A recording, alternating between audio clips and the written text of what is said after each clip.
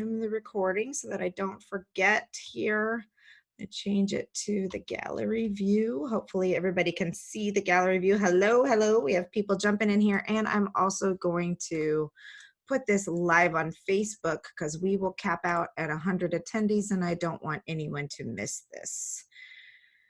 So welcome. As you're popping in, please feel free to write in the chat where you are coming to us from. We would love to know where everybody is. And just for our information, I would also like to know what genre you are writing in, whether you're a fiction writer, a nonfiction writer. And if you really want to get wild, you can also tell us if you're working on your first book or if you've published before and what book you are on. That'll give us some more information to work with as we're doing this live interview, is knowing a little bit about who is here with us and what is going on. So I don't see anything popping up in the chat. There we go. There we go. Now they're coming. We've got Joan from Colorado, Seattle, nonfiction first book. Brenda, Colorado seems to be a popular place today. Chicago, Maryland, fiction, contemporary. Okay, so it looks like we got nonfiction memoir, we've got some fiction, some first books, some, lots of first books actually, children's books. So we have a full mixed bag. So we will dig into all the things. It is 12:04. Sorry, I started just a teeny tiny bit late, and I'm gonna chat for just a second because it says we are still preparing for the live. So I don't want anybody who's joining us on Facebook Live to miss anything. But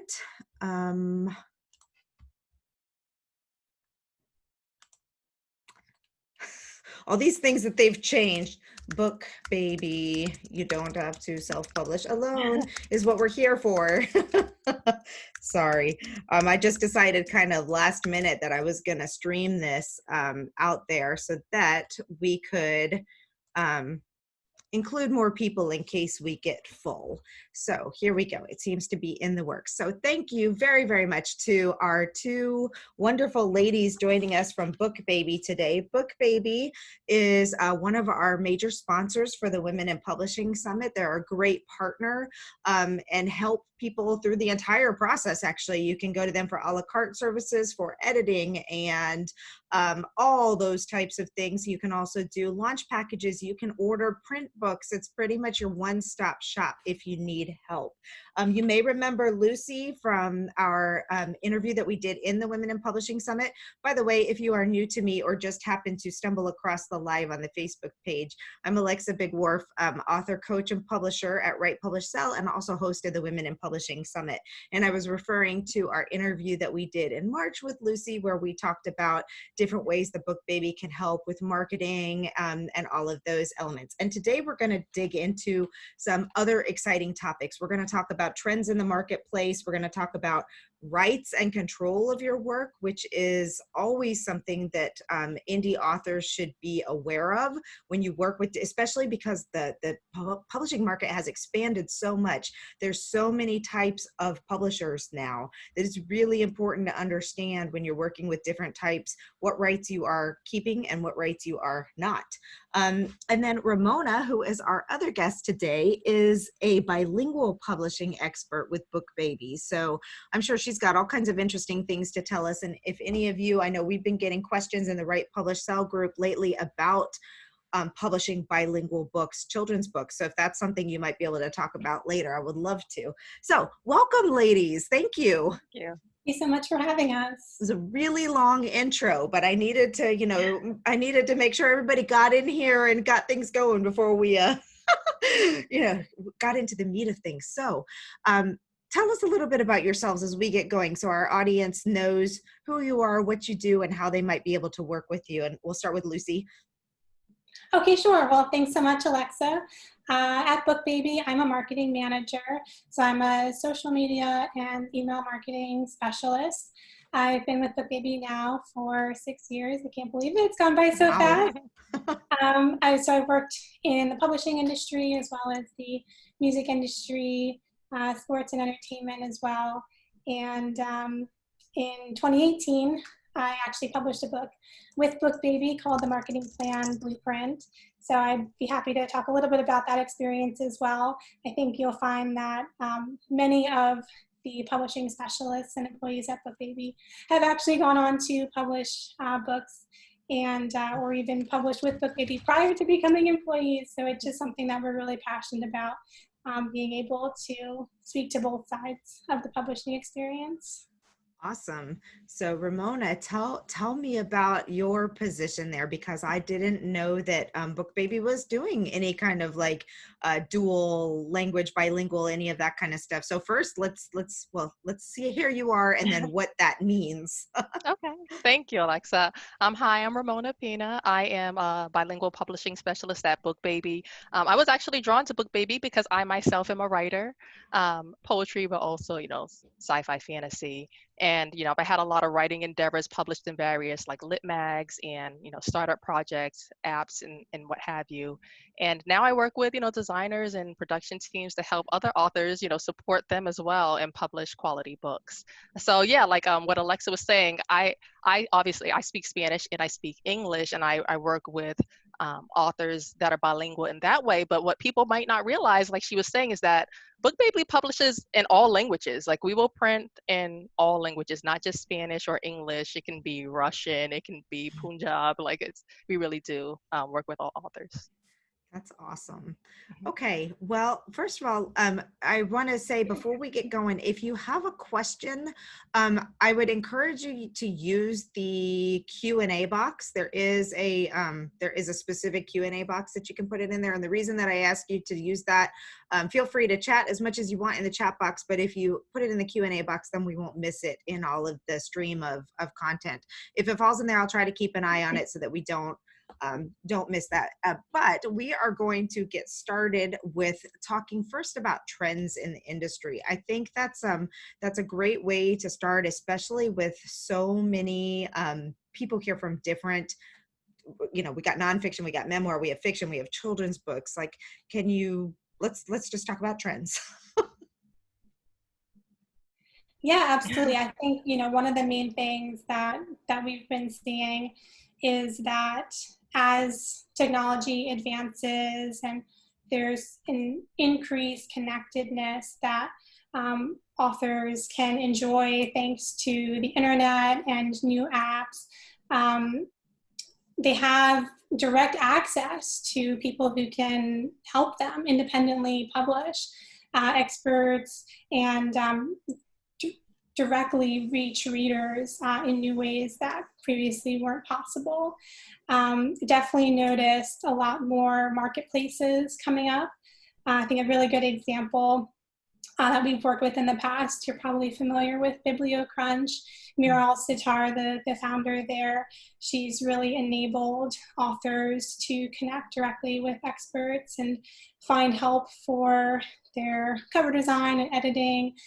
So being able to find people who can help you with your book, I think, is something that is really a revolution. That's just one example.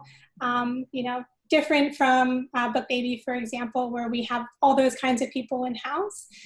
We always recommend to people that if you find somebody that you like, absolutely go forth and work with them. It's such a creative process, and I think it's wonderful that authors can directly find the people, vet them themselves, who they'd love to work with. Yeah, well, that's cool. I'm curious for everybody here. We asked the question, where you are, what you're writing, how many books, but I'm also interested in knowing how many of you have self-published, like on your own, how many of you have worked with a partner or other team members, and what questions you would have about that as well. We're talking about marketing and trends and bilingual, but I know they can speak to so many things in terms of how they can help you. I saw Sherry mention that she needs help fleshing out her ideas. So is that something that your coaches do? Okay. So we don't help so much with fleshing out ideas. Usually we work best with helping authors who have at least a formed manuscript. It doesn't have to be polished, but at least have their ideas on paper, so to speak, and then we can help them with the next steps. Okay, we might talk about beta readers. Have they ever considered that? Do they know what beta readers are? And then also editing and all the different options based on what their book is about, and how to proceed from there. So I think we have a lot of material. I know Lucy could even speak to this, but we also have a blog, and we have so much content that even though we don't actively do that on a one-on-one setting, we try to arm them with as much information so that they can do that in a successful way. And I would just add to that, Sherry, if this is an area where you really need some support, then you might consider looking at local writing groups and critique groups and kind of start there. And right now I know a lot of them have moved online, so you can still get out into them. But for the ideas portion and really sitting down and getting those first drafts out there and getting feedback, I know I've found a lot of very valuable feedback just going to critique groups with other writers, and then get it to a point where then you can take it to somebody to help you through the editing, production, all of that. So that's great. Okay. Well, another question for you, Ramona, we've got, does publishing in all languages mean also offering the translation services? That's a good question. No, it does not include translation services. That is still something that you'll have to find on your own. Again, BookBaby still does a great job at trying to help you find that resource to the best of our ability. Like, that's not something we offer, but we could say, hey, here's some sites where they have freelancers. There may be someone who can, help you with that. But once you're there, again, once you have that content, we can help you figure out the rest of the way. Email me, that was Carolyn. I have a French and a Spanish translator, if those are either of the languages. If it's beyond those languages, I can't help you, but I have those two. Okay, let's see. Lucy got it. Okay. Whoa, you got them. The questions just disappeared, so hopefully you saw that. What was the second one? I missed it. We must have answered it. The books. Yeah, so same question. Gotcha. Cool. Thank you. She's on it. All right. So while we're waiting for other questions we're still on the language thing here. Brenda just wants to know about, this is a fantastic question. If you're publishing a book in multiple languages, is it necessary to have separate ISBNs for each language? It really depends on how you approach it. I think ideally you would have separate books, one for each language. And if they are separate books, then yes, you need ISBNs for all the languages that you plan to publish in. And while we're on this topic, so the question that was asked the other day that I did not have an answer for was, what about bilingual books themselves? So think Dora the Explorer, where you have a book in a primary language with a bunch of additional language added into it to help the reader learn. How does one go about that aspect? Because it's one thing when you're publishing a book all in Spanish or all in English, but how do you blend? That's a good question. What I've seen and how I've interacted with authors, it's not strange to see it blended. We've seen this in books. You see the English, excuse me, I can't speak, the English sentence, English sentence, and then you see the sentence in Spanish. But what I've learned, from the experts in the distribution section is that when you're filling all that key information that relates to your book, you really do have to choose a lane. There's not a way to say, hey, this is this and that. Maybe you can include that in your description, but usually you have to decide which one is the primary focus as far as your target audience. Oh, that's a great answer. So, obviously, if you're looking to teach Spanish, then it would be English. And in the description, you would say to help your children learn Spanish or to help, that's seems like a very obvious answer, but I had not thought about that. So thank you. I will get back to him and let him know on that. Okay. Well, do you have anything else that you want to talk about on this topic, or should we move into the rights and that conversation? Yeah, I think let's dive into that. So I know a key topic that we wanted to talk about today was about the idea of publishing with a partner. I've definitely seen on different blog posts and in forums, and even hearing from authors at our Independent Authors Conference that we held for 2 years back in 2017 and 2018 here in Philadelphia, that doing it yourself, publishing yourself, self-publishing, means you do everything by yourself. So that's definitely one misconception that we've run into a few times. No, doing it yourself does not mean you have to do it alone. So we definitely wanted to talk a little bit about that today, and how that relates to losing control of your work because you've invited other people to help you. And definitely some of the things that we've seen at other companies, you know, I know Ramona can speak to this, how we don't always love what they are doing. Trying to arm new authors, especially with what to look out for, what to avoid. We want to dig into that a little bit today. Well, let's do it. Let's start right off with red flags. If you're shopping partners, what are some of the red flags to be aware of? Oh man, that's a tough one. A red flag. I think a red flag might be, honestly, like you said, Alexa, sometimes it seems like common sense, but you just have to have someone remind you of it. So if it's too good to be true, for example, I know that some of the other, self-publishing companies have these easy using calculators to help you figure out how much money you're getting. The automation is very easy for you to like provide your files and your project, but it's a lot of moving parts, and it's nice to have someone like how BookBaby offers a specialist and a group of people that you could actually communicate with and say, hey, this is what I'm thinking, am I understanding this correctly, is there something else that I'm missing? And I feel like because the information seems so easy on the surface online, they might be missing something, and that ends up getting you in trouble later on. I think that's a great point. I know we see a lot of people going through the process. We have the open Facebook group, the Right Publish Sell Facebook group, and we see these questions a lot. Like, I'm trying to load it to here. How do I know what to price it? How do I know how to do this? How do I know how to do that? So, there are so many subtleties of publishing that you don't know until you get to a blank where you're like, how do I fill this out? And what do I do with it? What does distribution even mean? So I do think that is a really huge advantage of your company, that you have someone shepherding people along, basically, to make sure that they know what's happening. So I would also say, like, if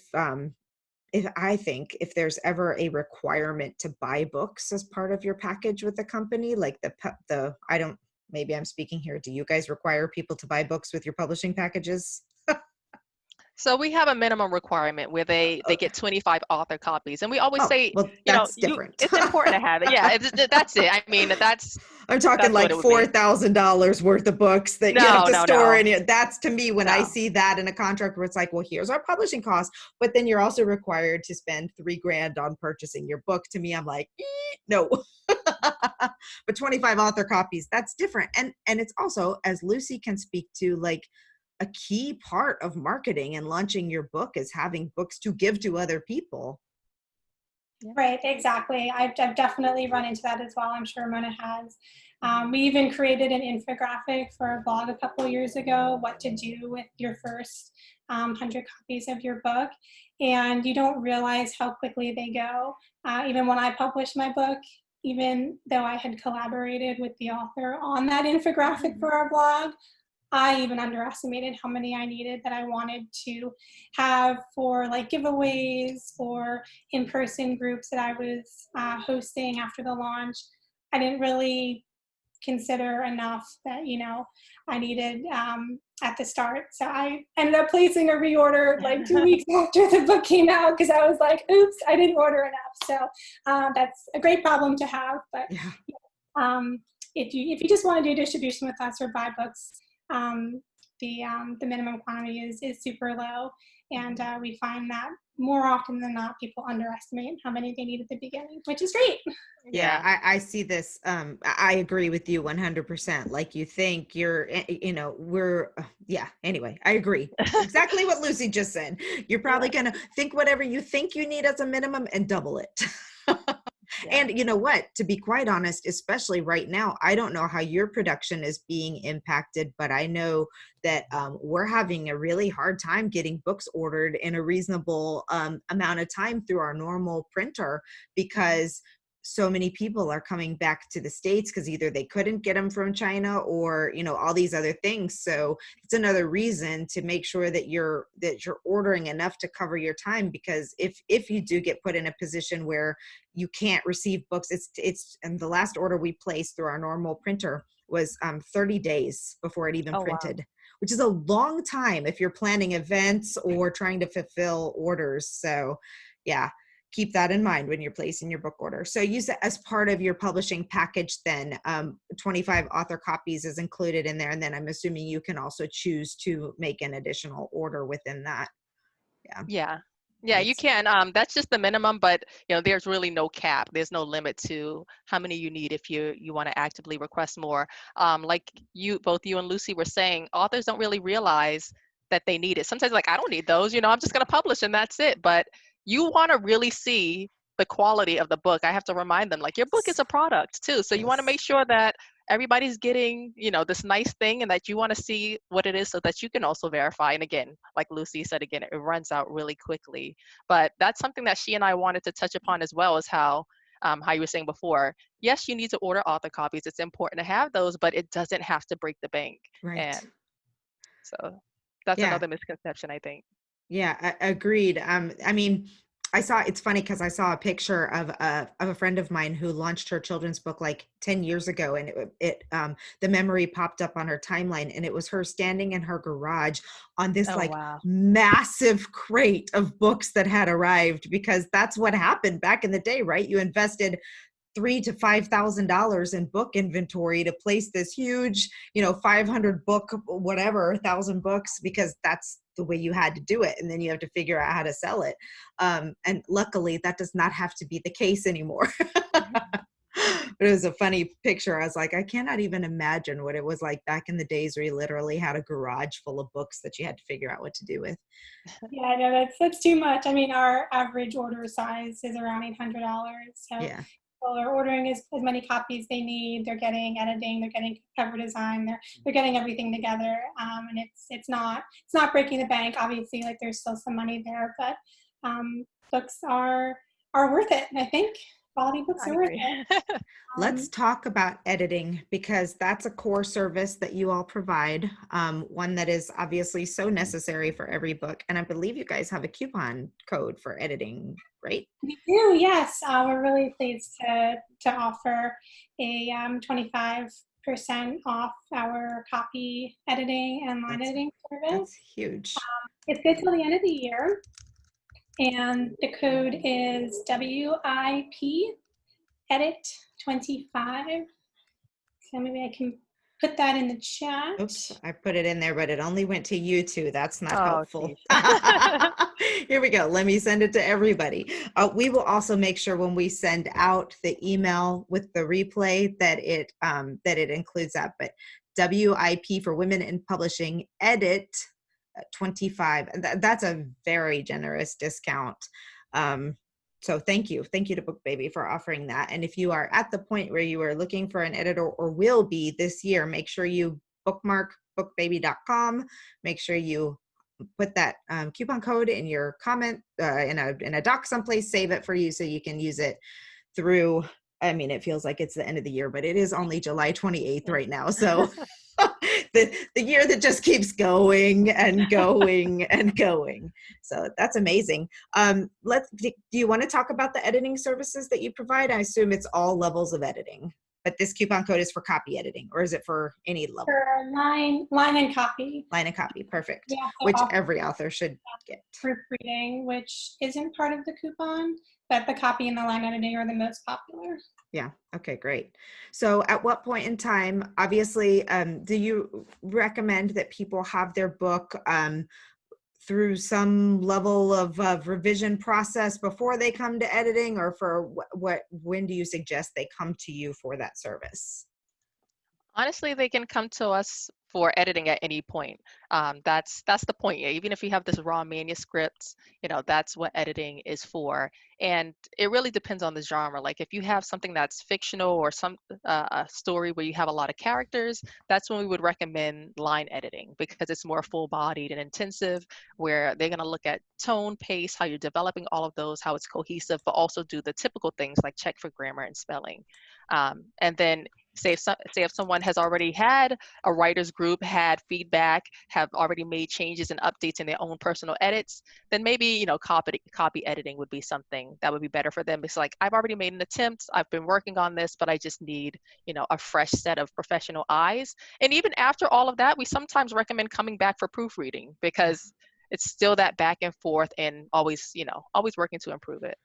Yeah, I agree. And it's amazing like how your eyes just get tired of seeing the same content over and over, and you just need fresh eyes when it's done to come back and look at one more time. Let's see. Okay, we got a couple questions here. So Joan wants to know, does developmental editing come into line editing? No, developmental editing is a little different. Line editing is the closest to it for what BookBaby offers, but developmental editing sounds like something that I feel like more of a freelance editor would do, because it's really working closer with the author to really break down and maybe even rework their story to a degree that, we don't offer. So sometimes we have to say, you know what, you might have to find someone that you can work more closely with on that. And that's more like what developmental editing would offer. Pam wants to know, what is the standard wholesale rate for selling a book? I think it's 55% generally for retailers, right? I mean, honestly, the stores can negotiate that with the wholesalers. I believe that, even for the retailers can take from 45 to 55%, but the wholesalers, I think it's more flexible. It really is an agreement that they have with the stores. Okie dokie. Let's see. I'm a children's and YA writer yet to be published and on bookshelves, although I've written and been published in newspapers and small journals, as well as a 39-episode series, wow, of character ed stories that ran in a newspaper across the country years ago. Want that series to get launched as an indie ebook series among other projects. Carol Ann, did you have a question? Are you looking to see like maybe how they can help you develop that series and get it fully published, or we'll wait for your follow-up, or if you actually had a question to go along with that. Do you recommend using line editing even if you are going to try traditional publishing? Yes. I think we would all say yes. Yes. Yes. Yes, if you are trying to get in with an agent or a publisher, you need to have your book edited before you send it to them to edit again, because it needs to be really, really high quality before they take it. So. And also to jump in on that, I'm going to kind of defer to Lucy for this, but what I've heard also is that if you're looking to traditionally publish, they also want to know if you have a platform. So they want to know what your strategy is for marketing this book. They're not just going to pull their team and say, here's how you do it. They want to know if you have some feedback about that as well. Yes, absolutely. That's a great point, Ramona. Not everyone has to be an influencer. Day and age, definitely having done some of the groundwork yourself, I think shows that you've made a very educated attempt at understanding who your ideal reader is. I like to say that before you even start writing your book, you're kind of envisioning the person you would like to be reading that book, and really thinking about the experience, the joy, the emotions that they are going to be experiencing when they're reading your book. So I think having that person in mind and kind of thinking about, what are this person's characteristics, their hobbies, the way they react to things, kind of having that vision in mind while actually writing can be really helpful. And then when it comes time to marketing your book and doing some of that research, you already know some of the things that they're interested in, and you can use that in all of your marketing efforts, especially on social, where you have some of that targeting really readily available to you. different groups that that person might be in. So just kind of as you're thinking about your characters in your book, if that's the kind of book that you're writing, it's not like a business book, then you can really do the same for who the reader might be as well. You know what? We started talking about rights, and then we kind of went off a different rabbit trail there. But let's get back to rights because we have a question about them. And also, I think it'd be really, really good for you guys to cover when you work through a publishing partner like BookBaby, what type of rights people may need to give up, or I don't want to use the word give up. That seems ugly. But what is the rights situation basically with BookBaby? Right, so I actually had a really a cute little snippet that I wanted to share from Steve Scotts. He's the president of BookBaby. If you're on our email list, I believe he's sending out this this in an email this coming Saturday.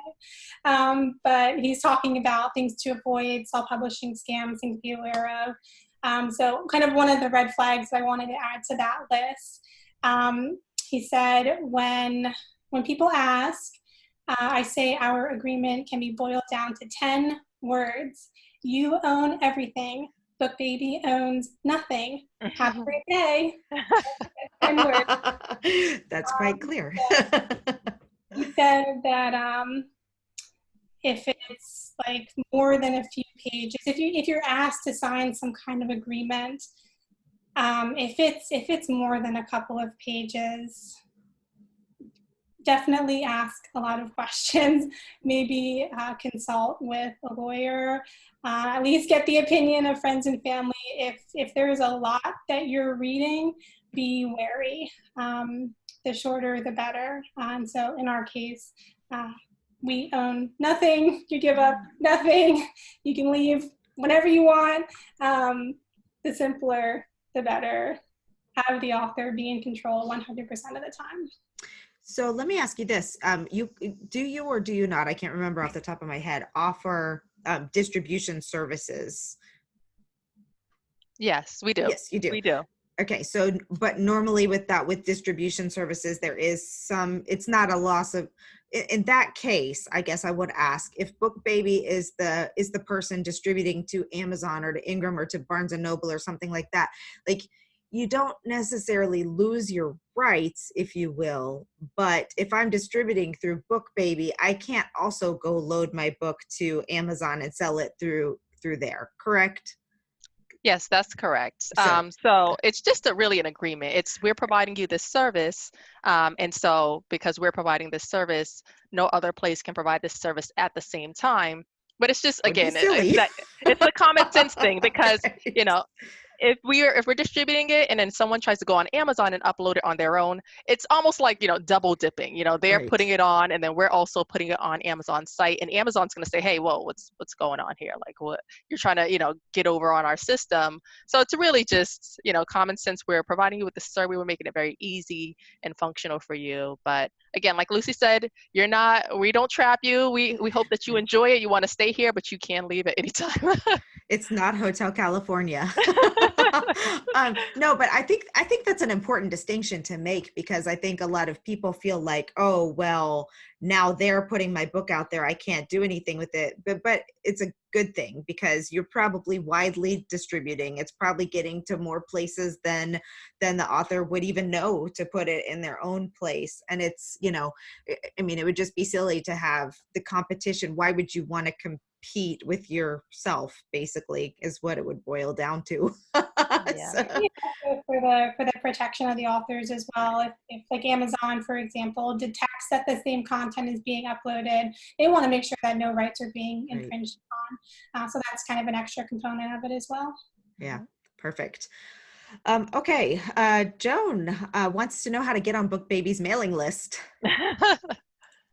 Oh, okay. So there's a box on our homepage, and I think on all of our pages, that says you can sign up for our newsletter. Just punch your email in there, or you can register by downloading one of our free guides or requesting our catalog. There's a link that you can click on in the top navigation of the site called Learn, and then from there you can access all of our free resources, including the mailing list. Cool. Can you, okay, so this is good. Thanks, Joan, for bringing this up because it's a good question. Like we kind of skipped over what distribution means. This, I find this, sorry guys and ladies and gentlemen, like when you get used to talking about a topic, you forget that not the entire world knows the ins and outs of that. So would you explain please what distribution for your clients means? And do you get it? She says, does that include listing on Amazon? Sorry, I don't get this. So she's looking for an explanation of what that is. Do you want to answer, Lucy, or do you want me to answer? Sure, you can answer. You can talk about some many other dishes. Okay. So distribution is basically getting your book to the stores. I know sometimes people misunderstand that term and they think it's marketing. So I always kind of describe marketing as promoting the book.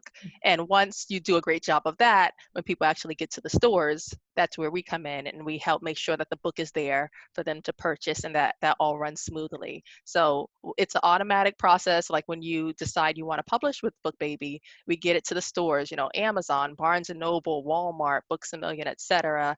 And they update all of the information about your book on their catalog so people can purchase it. So that's distribution in a nutshell.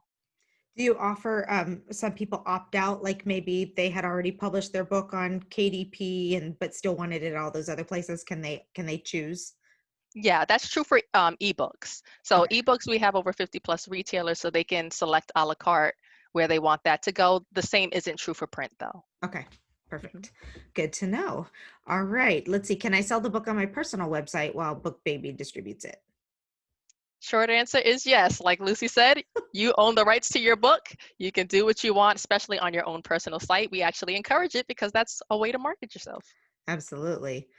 Okay, so do you want to handle this question on printing costs from Pam? What's the cost of each book? I know that's going to be individual books. I'm sure Okay. it's by, go ahead, sorry. That's a little bit of a tough one. You said her name was Pam? Pam, I don't yes. see that. Okay. So yeah, Pam, that's an interesting question. A lot of authors actually have it. The answer to that is there's no ballpark answer. Like all books are so different and so specific that it really is a combination of things that go into the cost. What the size of the book is, if it's color inside, if it's hardcover or paperback, even the weight of the paper stock. All of those elements and more really contribute to the cost. And then the cost is also broken down by quantity. Like if you're ordering it, the more you order, like in bulk, the less it becomes. So there's so many variables, which we can absolutely help you answer, but we would really have to figure out what kind of project are we helping you get out there, and then we can answer that more accurately. Pam, they actually have a calculator on their page. I know this because I was shopping quotes this week. So you can go, it's not a calculator, I'm sorry, it's a quote, a quote calculator. So you can go in and tell them the details, what kind of paper you want, if there's color, all those types of things, and it'll generate a quote based on quantity. So go check that out if you're looking at pricing things out. And that can be really helpful too as well. We recommend that for new authors who are just trying to figure out like what are all the questions I need to answer. And so even just going through our online quoter can really answer for you a lot of the questions that Pam had, that Ramona was speaking to. The trim size, the paper stock, black and white versus full color, how many copies. And so from that, you can kind of really think about like, which am I doing an ebook, printed book, where am I distributing to, all of those things, kind of what you want. And you can kind of save different versions of what options you might like to explore. So I think that's really helpful for trying to figure out like, what are all the things that I'm supposed to do? Yeah, I think I would say especially for children's books, that's a really good option too when you're trying to decide trim size, like what the difference in cost per children's book. If I do it in 8x8 versus 8x10 or anything else, it can make a huge difference overall. Great point. Let's see. Can anyone get the help offered by BookBaby, or are there parameters for writers seeking assistance? So what's the first requirement? At the very least, a manuscript. That's it. You said it, Alexa. The minimum requirement is have a manuscript. Even sometimes authors come to us before the manuscript is complete. I know Lucy can attest to this by, mentioning our president, Stephen Spots. But again, we have a great guide called 5 Steps to Self-Publishing that really helps you answer the questions that you don't even know to ask. And so that's a start if you don't have a complete manuscript, but yeah, have a complete manuscript and then we can, continue the conversation from there. Let's see. Let's see. This one by Brenda is kind of it's a question on rights. So I'm trying to, if you write a story using established characters from Superman comics or somebody like an established TV show, is that a copyright violation? So that's actually fan fiction is what that generally is. Do you want to talk to that? Either of you, do you know? I mean, this is one a very specific topic, so Okay. it may not be something that's in your wheelhouse. And if it's not, that's totally cool. Honestly, BookBaby doesn't really publish fan fiction because it kind of teeters on that line to where, it could be, I'm not a copyrights expert, but it could be infringing upon that because it isn't your ideas. We understand, like, we love all of these different characters and, we like to play around with those ideas, but they're not originally our own, or nor do we have the rights to it. So it could be a fun project, but we don't publish fan fiction. And I tell you what, if you dare to do anything that looks like it might be about a Disney princess, you're going to be in big trouble. Yeah. Because Disney does not play around with any loss of revenue. Oh my goodness. Let's see. Oh, this is a great step. How does somebody talk with one of your experts one-on-one to determine what the next right steps are for them? Actually, if you go to our website, bookbaby.com, we have a number and it actually works, which is a little different than a lot of competitors. So, you just literally dial that number and you will get a online sales support person. They're very knowledgeable, but also eventually, you'll have a specialist like myself that you'll work closely with one-on-one, establish a relationship, and continue to work throughout to really flesh out your ideas and understand how to approach your projects. Yeah, we've had Karen on the summit a couple of times, and I don't know if she's still in that position now, but she's great and very knowledgeable on the process. And I just know that there's a lot of overwhelm that comes with writing your first book. And it's really nice, especially if you are working full time, if you have other stuff going on. Like, I would say that the number one thing that a new author doesn't know is how much knowledge it takes to publish a book. Like, we've kind of been tricked into this idea that because anybody can put a book on Amazon, that it's easy. But I would guess that most of you who are in the webinar today, if you've gone through any level of publishing at this point in time, you've come to realize that it is not easy. It's simple in the fact that you can put a document and put an ebook cover and put it on Amazon and people can buy it, but there's so much other stuff that goes into it. So having somebody who can hold your hand through the process, who can advise you, who can, I know that your blog and your newsletter and all of those other things are just a wealth of content all the time, providing information on the different things. So take advantage of the help and support, because it can get overwhelming really quickly. Well, I see Brenda asked, there's a plethora of Star Wars novels, was wondering how that worked. So I would suspect if you looked on the back cover or on the copyright page at the beginning of the book, it probably says with permission from Lucasfilm. So they probably reached out directly to the rights holders and came to some kind of licensing agreement, which was probably very expensive, tens of thousands of dollars to secure the license for that. Not entirely dissimilar from when a musician wants to do a cover song, getting permission from the original content creator and some kind of agreement. So yeah, I don't believe you can just use someone else's work as part of your own.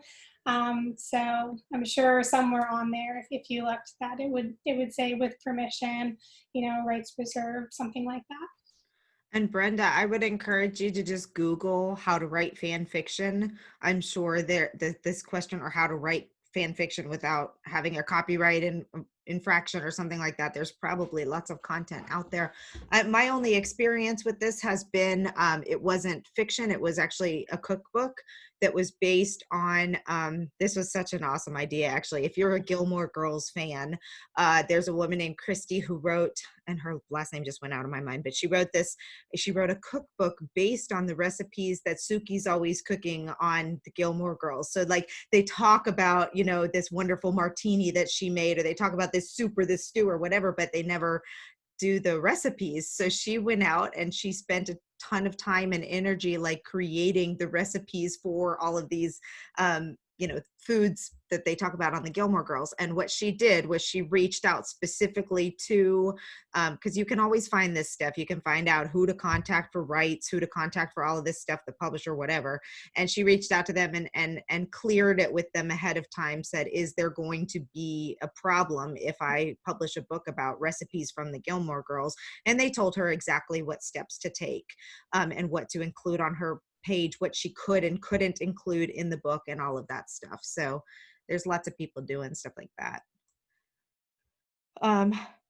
You've got the 25% discount for editing. People would like to know if you have discount codes for other services. That's a good question. We don't have discount codes for other services, but in general, there's always different offers and promotions that we're constantly running. That's something that's always changing. So, you know, when it comes to that time, just ask the question and we will definitely let you know. We're not stingy, so we definitely will say, okay, here's an opportunity where you can save some money. Yeah, that's a great question, Nicole. I think probably the most common way we do that, if you do elect to use one of our like bundled packages, where we group together a couple of services, there is like a discount for doing that, kind of like on your insurance if you like get multiple. That's right. In that case, yes. But yeah, I know we have the editing coupon, and then we also have I think a free shipping coupon. Yep, that's true. Yep, free shipping. On the book printing page, I believe there's a $100 off 100 books coupon as well. So there's a couple on the website, but in terms of bundling, that would be like more in our self-publishing packages.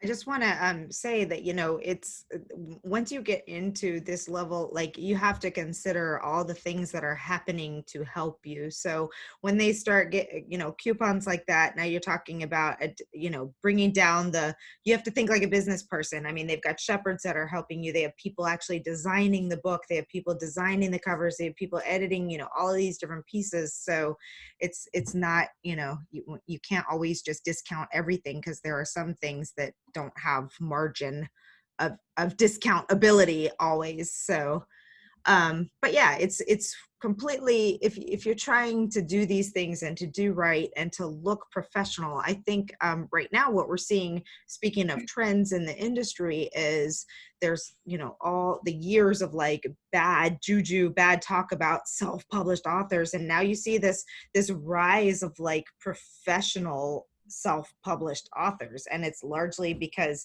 you have two fields. You have the people who have taught themselves to be publishers, and then you have people who have made wise investment choices to go with people who can publish them like a publisher would. So yeah, it's so very interesting that you mentioned that, because we also own several music companies. We previously owned CD Baby and BookBaby, very similar kind of idea there. We also have a CD, DVD, vinyl company called Disc Makers. So we've been in the musician space for 75 years. So a lot of experience there, which we were able to carry over to the publishing side. But it's just really interesting kind of when we as a team think about where self-publishing is now compared to a few years ago. It's very similar to what musicians were experiencing in the early 2000s, where many artists seeking more creative control, monetary control, eschewed their record labels and record companies and said, you know, I've kind of figured this out. I understand what I need to do. I need to hire my own team and manage my music career like a business. So I think now authors, kind of like 10, 15 years behind that, are kind of warming up to that same idea, rather than kind of bundling everything together, working with a traditional publishing house to help them with all the services. They're going out and finding people with whom they would really enjoy working with and hiring them directly to assist with their projects.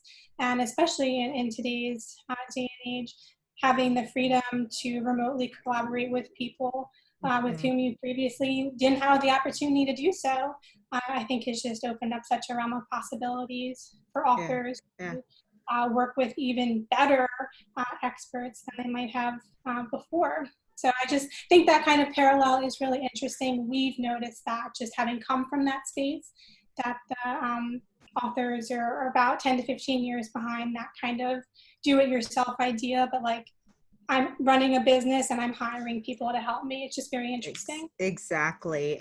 Yeah. And the whole idea of being an author entrepreneur, you're looking at your books as your business, and a business owner would not make it very far if they tried. Imagine a restaurant owner trying to be the chef, the hostess, the waitress, the bartender, or the server. Yes, let's be gender correct here. The server, all of those types of things. Like you stay in your own lane. If you want to be focused on creative stuff and writing and even marketing and promoting yourself. I mean, there's so much of that really does have to come authentically from the author, I believe, at least in the beginning, until they've built kind of this momentum of followers and fans and all of that. But I mean, when you start to think about trying to manage all the pieces of it, trying to figure out, do I need a line edit? Do I need a proofread? Do I need, how do I do this? Oh my gosh, how do I figure out what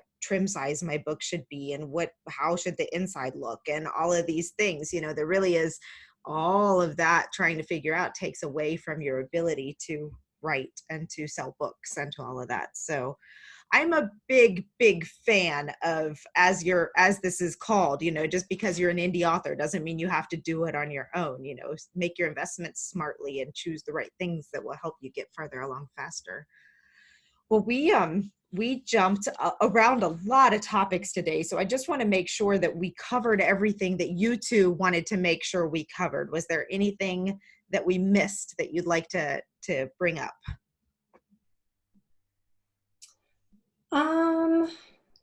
In terms of the expert side, I just wanted to make one kind of additional recommendation in terms of seeking help from others. So we've partnered with a local to us company in Cherry Hill, New Jersey, called Smith Publicity, and they really are the experts in book marketing for independent authors and helping to facilitate public relations as well, author promotion services. We've been working with them for several years, and I think just, if you're looking for alternatives for your book promotion, seeking some of that guidance and coaching, whether you want to be educated in how to do that yourself or have an agency really helping you, I couldn't speak more highly of their services, so definitely recommend checking out Smith Publicity. And they help us. They offer marketing services on the BookBaby website, where they kind of teach you how to market your book, and they really walk you through a book promotion plan so you get that really solid foundation if you don't really know what questions to ask. So definitely reach out to them, or you can learn more on our website about how some of the book promotion services will look at once you're at that stage. Awesome.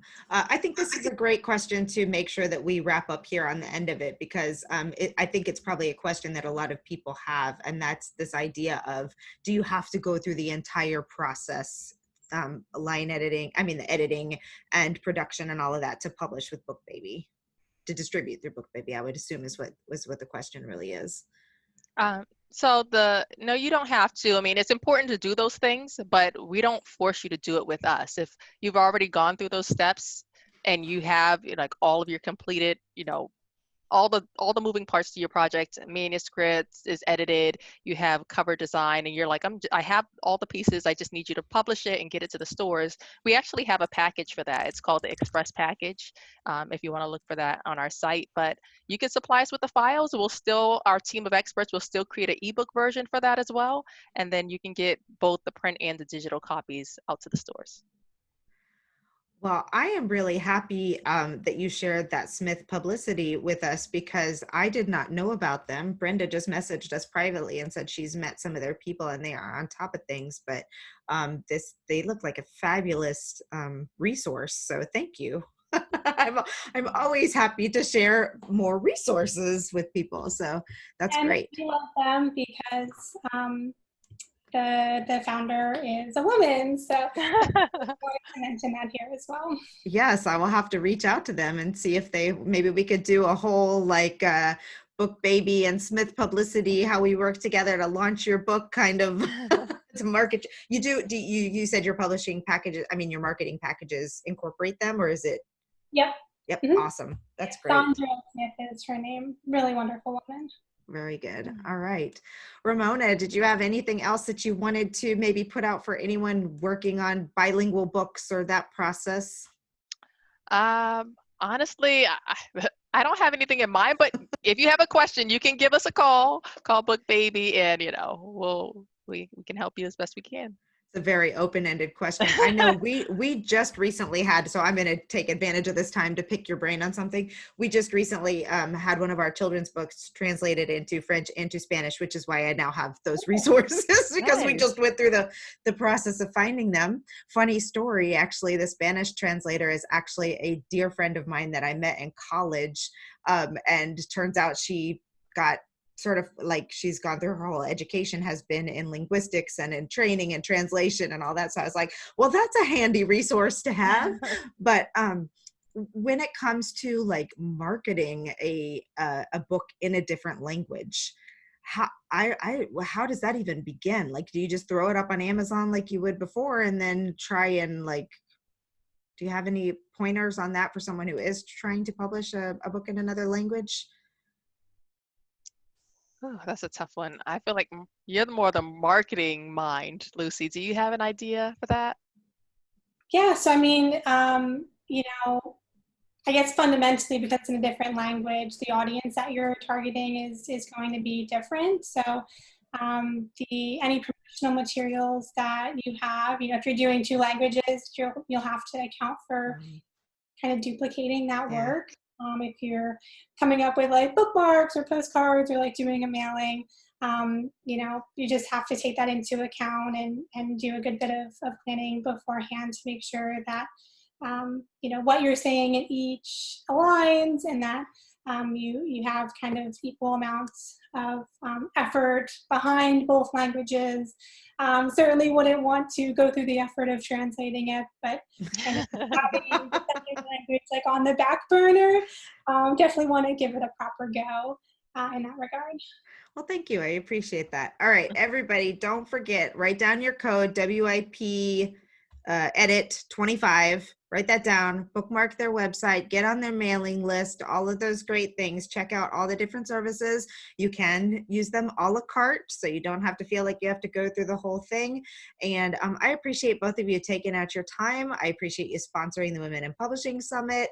You guys have been a fabulous partner the last 2 years, and we are happy to continue sending authors your way. Thank you so much. Thank you. It was a pleasure speaking with you, and thank you to all the participants. Thank you for your wonderful questions. Yes, and I'm just going to mirror what the lady said. I really, thank you for having us, and it was nice really connecting with you authors as a author myself. So it was nice that I could help in that way.